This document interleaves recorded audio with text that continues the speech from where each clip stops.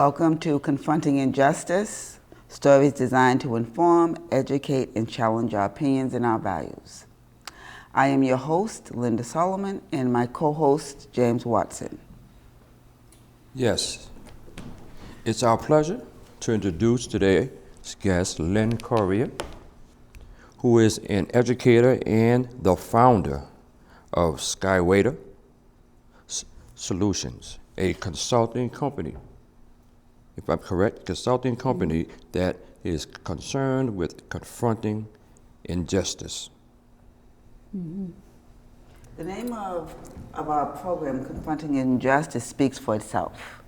We are sharing stories with the intention of inviting people to rethink their narratives, right? Mm-hmm. And we, specifically today, would like you to speak about your personal experiences with the criminal justice system and some of the cases that you've dealt with that involve injustice. Mm-hmm. Yeah, the consultant company came out of my work with people that are incarcerated, and some of it is helping people that are mistreated in prison, and some of it is helping people get parole and flip their cases when they were wrongfully convicted or unfairly sentenced. Okay. So, before you go any further, can you just tell us a bit about who you are, your background, how you became so passionate about this work? Mm-hmm. Yes, besides being an educator, I'm a youth advocate, and for years I was working with youth basically on the streets and the hot spots in Boston and working with other older folks that wanted to help stop the violence. And myself and other community members got invited into the prisons by Darrell Jones 14 years ago, and he and a group of men from the African Heritage Coalition met with us on an ongoing basis as to how we together could help stop the violence.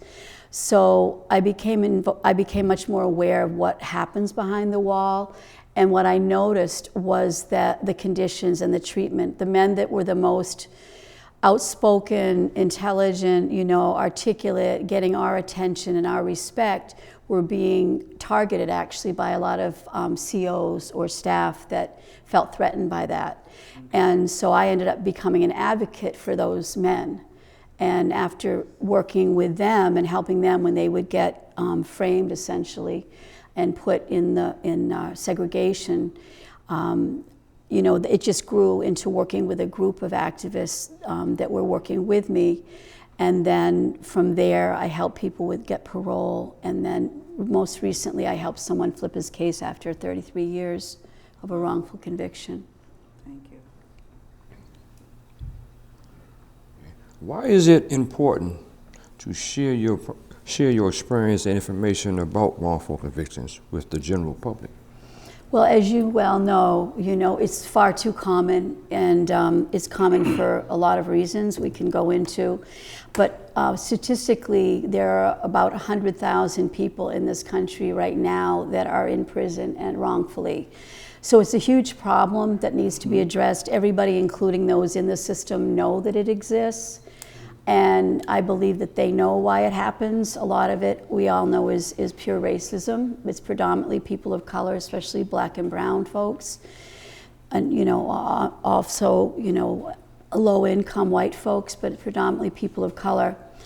And so that alone is, to me, a tragedy.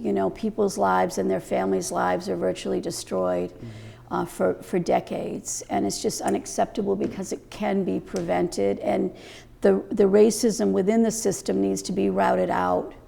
And it's great to talk about Black Lives Matter and this and that, but if we don't actually do something, and if those who are gatekeepers of the system, so to speak, are not open to doing something and taking responsibility for something they also know exists, then that's a problem. We're condoning it if we don't address it. So so what I heard you say is that you went in as a community person and you were moved by what you experienced. Mm-hmm. And so you started your company, Skweda. Can you tell us what that means? Yeah. again what the mission is? Yeah. Skweda is actually from the Abenaki language. I'm part Abenaki. I'm indigenous and obviously European, English, Irish. Skweda means fire, sacred fire. Some of the men also nickname me Fire because as they say, I go hard. When I see an injustice, when I see someone being what I consider to be tortured, in segregation, in the hole, whatever you will call it, I stop at nothing to confront, go all the way to the governor, go to the press, whatever needs to happen.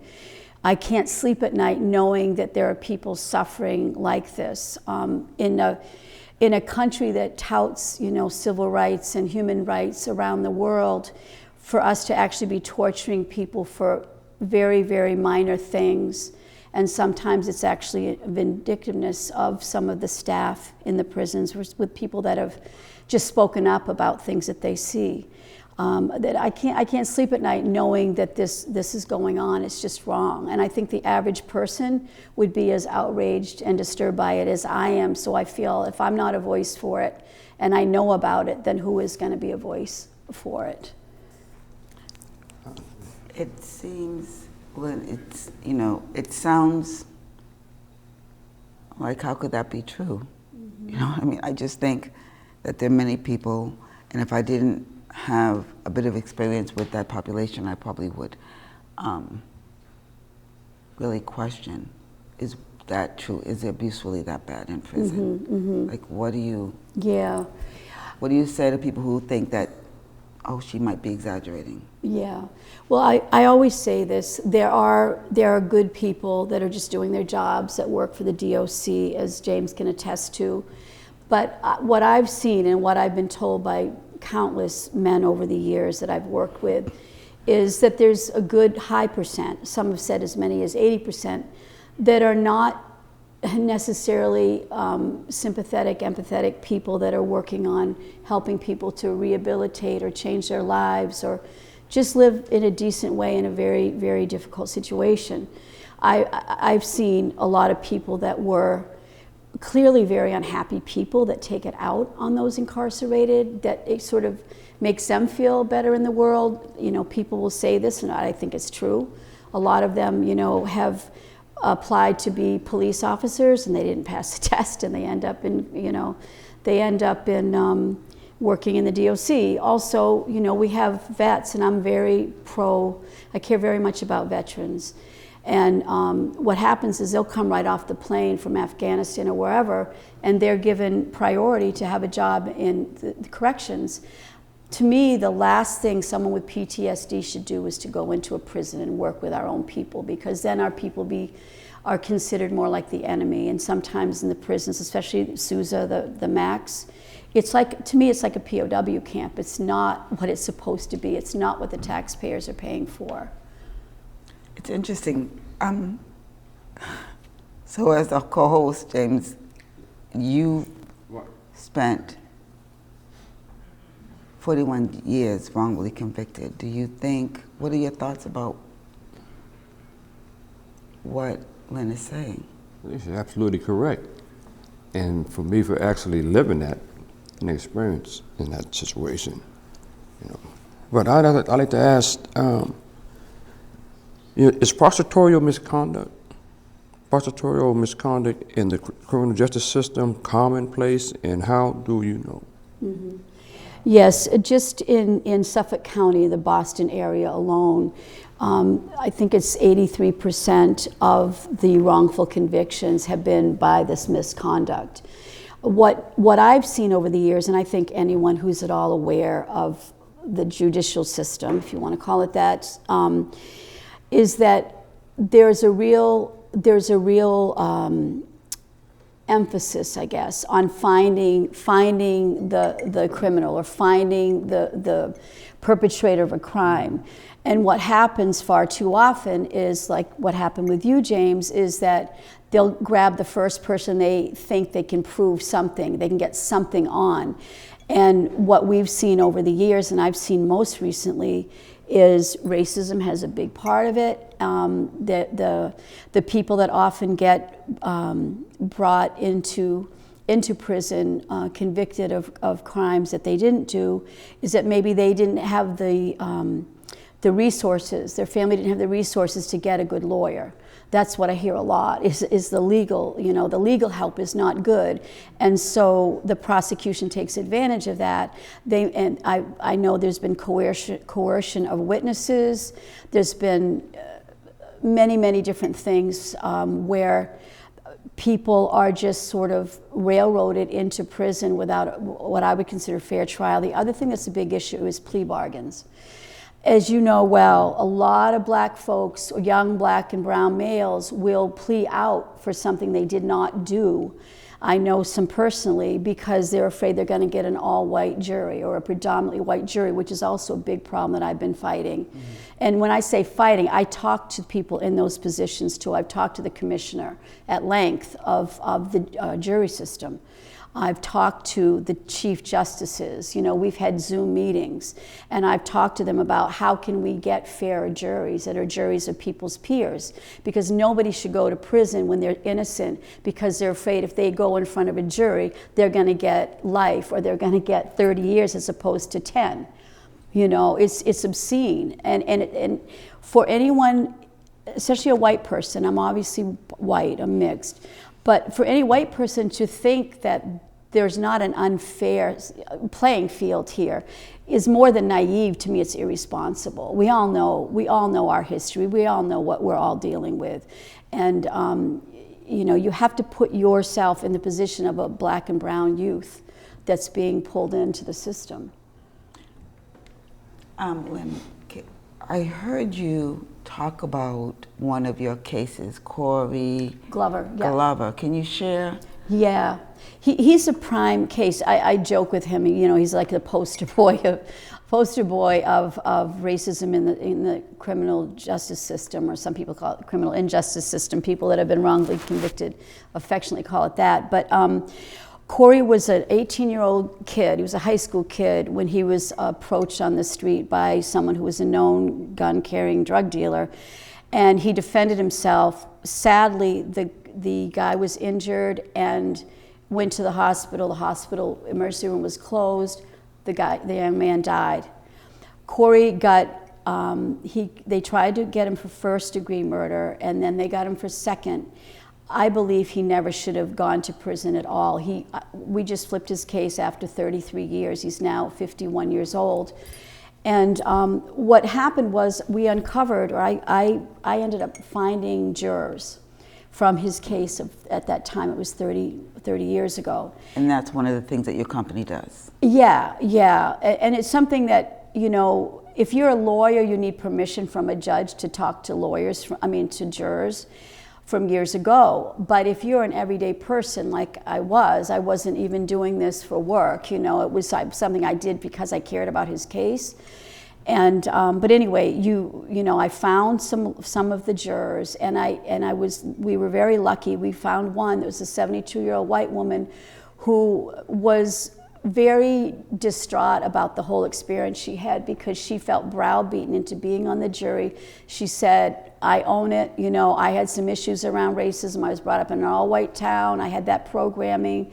I called the police on some black men that were just shopping in our little country store. She told the judge all of this, so everybody knows by law and ethics, the judge should have dismissed her. But instead, he kept her and two other white women that said the exact same types of stories. They were all kept in the jury pool, and then this woman was put on the jury. And she feels that if she understood now the dynamics of racism, and if she knew now more about this young man put in front of her and treated like this violent, the stereotypical violent black man when he was actually a scared kid at the time, she feels that she and others probably would not have, they wouldn't have unanimously said he was guilty. They weren't even given correct instructions. What happened was, I also found the original lawyer of Corey's. We talked, and I said, this man, the way he talked to Corey in the courtroom, he seemed pretty racist. Was he racist? Well, this lawyer, who's a white man, gave me a story that would just make you want to scream. He said, oh, was he racist? He said, I've heard him in the courtroom lobby saying things like calling MLK Day Jungle Bunny Day, calling MLK another year James Earl Ray Day. I mean, this was a sick individual. And so I know a second person who I'm trying to help become free as well. This is the Essex County situation. 4 weeks later, literally, he was railroaded into prison, wrongfully convicted by the same judge. Can I ask you a question? Yeah. Before you go to your next case? Yeah. So this young man spent 30 plus years in jail. Yeah. You found a witness. And what were you able to do with that information? How did that information help him? Okay, so what has to happen is when you find a juror that wants to speak on something that they believe was misconduct, whether it's racism or something else, they tell you, and then you go to the lawyer of the individual. The lawyer then tells the judge that they've had a juror come forward. They would like to interview the juror. Sometimes the judge will actually do that. With Darrell Jones's case, the judge felt compelled because there was racist talk within the jury deliberations that came forward from one juror. This judge was so ethical, he actually said, it's my duty. He interviewed everybody. But anyway, so what happened was we got Corey, I got him a pro bono lawyer, and then I brought this juror to him. And she went through some real emotional changes, so to speak. It was really heavy for her because she said it haunted her all these years. And it's a beautiful story because she was rooting for Corey to come home, and she's asked about him. She's, since this is all broken open, we've sent her pictures of the day that he left the facility, Norfolk. So it's a beautiful story, and I believe that there are a lot of other white folks that have had her same experience in this state and across the country that would probably feel the same way if they were approached. Mm-hmm. I think she's an exceptional human being, and I've told her that, because most white people would just be so embarrassed they wouldn't want anyone to know. But she owns it because she knows it's the right thing to do. Okay. Wow. Okay. It's interesting. That's deep. It's deep. It is. It is. It is. Yes. It's And powerful. It's very powerful. And it's hard. It's kind of hard to believe. But confronting injustice. This is an invitation for people to rethink their narrative. We have this idea about prison, pretty much from television, right? We know that young people glorify going to prison. In fact, there was an article a number of years ago, stunning to me, that 2 students from Latin Academy, Boston, were thinking about life in prison being easier than college. And wow. And so what can you tell us about prison life or life behind prison walls? Well, obviously, this is an expert over here, but what I see as an outsider, someone observing, and someone that's close to many people that are and have been incarcerated, is it's an inhumane, absolutely abnormal situation where people are essentially put in cages. You wouldn't treat animals the way that many men and women in our state are treated. The programming is very, very limited. Most of the money goes to the salaries. The staff, the COs in the DOC here are the 3rd highest paid in the country. The majority of the budget for the DOC goes to the staff. So they're really encouraged to not necessarily be very positive, respectful, engaging with those incarcerated. It benefits them to have people incarcerated longer, to have them come back. And you could say, oh, that's ridiculous. People say that all the time. What are you talking about? Well, I dealt directly with people during COVID. I dealt directly with a young man who was stepping down. He was in a county jail ready to go home. He was a young black man. He had a middle-aged white man who had been working in Plymouth County Jail for years. He had the audacity to look him in the face and say, wow, I don't know, this decarceration, I don't want to lose my job. I don't want to lose my overtime. So people will say sometimes it's modern day slavery. Well, I'm sorry, but people are making money off the backs of our people, of our black and brown people, our poor white folks. It's real. It's not imagined. They will say it to their faces. It's just obscene to me. Obscene. Okay, you are passionate about being the voice of incarcerated individuals. Why should people be empathetic or care about people who are incarcerated? I think for a few reasons. I mean, the most obvious one is that we're all human beings. We're all related. We're all part of the same human family, the same communities. People that are incarcerated are coming home. Most of them are coming home. It's incredibly important that not only are they treated with humanity because it's just the right moral thing to do, it's also the right thing to do in terms of our society. You want people to come back more whole, not more broken than when they went in. A lot of people, especially young people, have serious PTSD from the neighborhoods they grew up in, what they've been through as children to no fault of their own.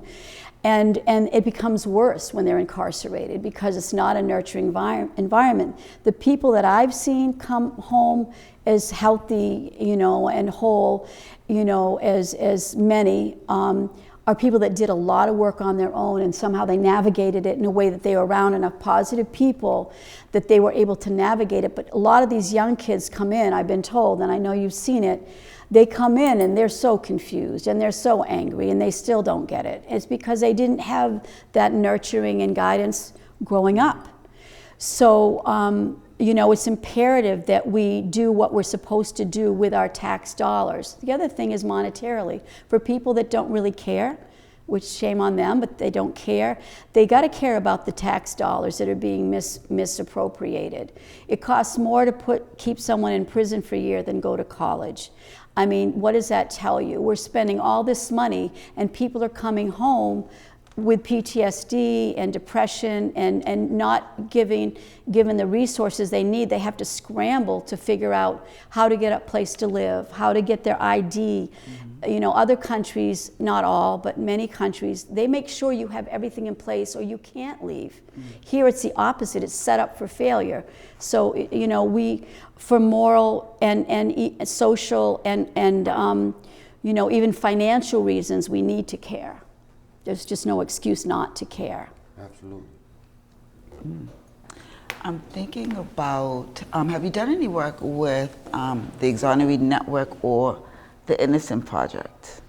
I haven't personally. We have a good relationship, and I've done some work, had a lot of conversations with people that are working with them that have been exonerated, like Sean Ellis and different Darrell Jones, different people. I think, more and more, I'm seeing that more and more people are trying to do what I've been doing, and that's a beautiful thing. I know I'm inspiring some people because I wasn't trained to do this. I didn't even really want, I wasn't even in a position to help Corey Glover, but his story was so compelling, and I grew to care about him where I'm like, what, this is just wrong. This is wrong, and I could not help him out. Well, listen, we thank you so much for joining us. We are concerned about confronting injustice, sharing their stories. We want people to have a better idea of what's happening in the system. And if you feel compelled to do something, we're not, it's whatever you feel compelled to do. It might, make a call or do some reading, do some research. But we thank you for being here, sharing your stories, and we hope that people found this interesting and informative. And Thanks. we look forward to continuing this work. Yes. And I'm quite sure I thank you, because I've been there. And I'm quite sure a lot of guys and women that you help really, really appreciate, to have somebody by their side. Thanks for inviting me, and they're worth it. That's why I do it. Yes, indeed. Thank you.